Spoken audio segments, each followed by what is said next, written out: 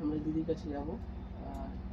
শাশ্বতী সেনগুপ্ত, লেখালেখির ক্ষেত্রে ভাষার স্বরলিপি না অলংকার কোনটা বেশি গুরুত্বপূর্ণ? না, সবসময় তো সময়ের সঙ্গে চলতে হয়।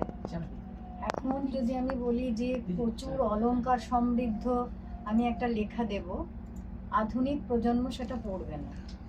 সুতরাং যে ভাষাটাকে আমি ব্যবহার করছি, যেটা সবার কাছে গ্রহণযোগ্য, সেই ভাষা ব্যবহার করাই ভালো, আমি যেটা মনে করি। তার মানে কি এই অর্থ যে একদম মৌখিক ভাষাটাই সাহিত্য হয়ে যাবে, সেটা না।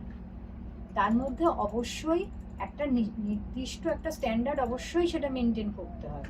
তার মধ্যে ব্যঞ্জনা আসবে, তার মধ্যে হয়তো অলংকারের সরলীকরণ আসবে, সেটা আসবে যেটা সর্বসাধারণ বুঝতে পারে।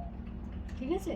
তা সেই কারণে আমি মনে করি যে ভাষার সরলীকরণটা অবশ্যই দরকার, কিন্তু সেখানে ব্যঞ্জনা থাকবে, তাহলে তো সেটা কবিতা হয় না। আমি যখন উপন্যাস লিখছি সেটা যে কোনো মানে ভাবেই হোক না, সেটা গোয়েন্দা হোক বা যে সামাজিক হোক বা যেখানেই হোক, সেখানে অবশ্যই একটা মেসেজ থাকবে, অবশ্যই একটা উন্নয়নের একটা দিক দেখানো হবে, তবেই তো সেটা আসল সাহিত্যই উঠতে পারে। এমন কোনো অপূর্ণ লেখা আছে যা আজও শেষ করতে পারেননি?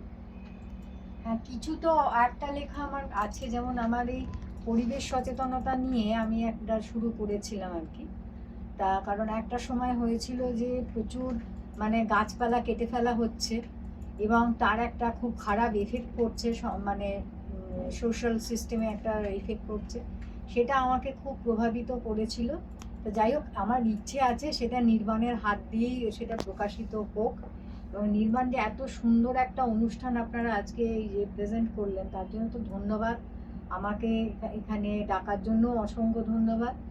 এবং আমি তো নির্বাণের সঙ্গে মানে দুটো বই আমার প্রকাশিত হলো এখান থেকে।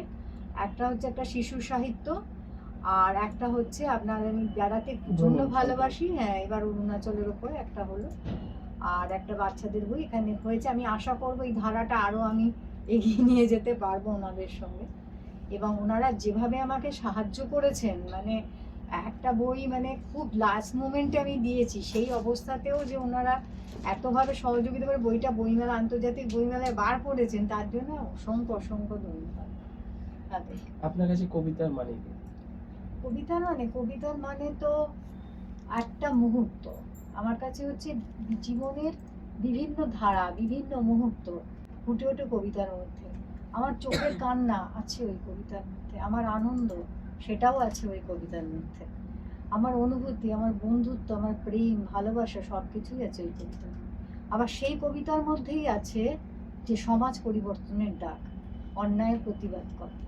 কাজে সুতরাং কবিতাটা একটা অনুভূতি, এবং সেটা আমি মনে করি প্রত্যেক মানুষের নিঃশ্বাস প্রশ্বাসে কবিতা আছে। কবিতা মানে শুধু কি আমি লিখলাম তাতে নয়, আপনি মনে মনে একটা চিন্তা করলেন, হ্যাঁ, একটা কোনো একটা বিশেষ মুহূর্তকে চিন্তা করলেন, সেই কোনো কিছু একটা দেখে আপনার মনের মধ্যে আপনি জীবনের সঙ্গে সেটাকে মিলিয়ে নিলেন, দেখা গেল আপনার অজান্তেই আপনার চোখ দিয়ে দুফোঁটা জল পড়েছে। কবিতার জন্ম সেইখানে, সেই অনুভূতিটাই হচ্ছে কবিতা আমার কাছে। চলুন একটা কবিতা শুনে নেওয়া যায়। আচ্ছা, আর যে কবিতাটা আমি বলবো, এটাকে কোনো রাজনৈতিক মানে রঙের কোনো কবিতা নয়, এটা একটা বাবা মার ফিলিংস, শুধু অনুভূতি, এইটা দিয়ে কবিতাটাকে শুনলে আমার মনে হয় ভালো। আচ্ছা, কবিতার নাম হচ্ছে দহন।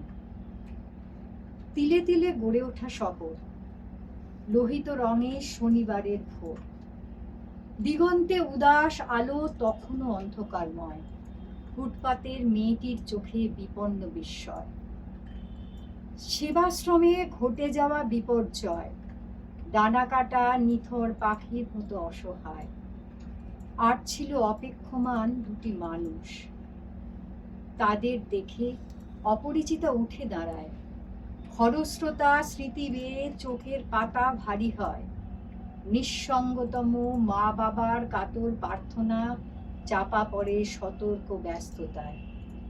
ওরা হারিয়েছে পায়ের তলার মাটি, মাথার উপর ছাদ, মেয়ের শরীরে মন্থন বিষ, হায়নার নখরাঘাত। পথের মেয়েটি পাশে এসে দাঁড়ায়, ধরে হাত, ওদের কণ্ঠে শব্দব্রহ্ম, চেতনায় প্রতিবাদ। আকালিক কলঙ্ক বিশ্বস্ত করেছে যে মানবিকতা, পরিবর্তন আনছে আজ ধ্রুপদ কন্যারা। খুব সুন্দর। আমরা সায়নী বোস লেখিকা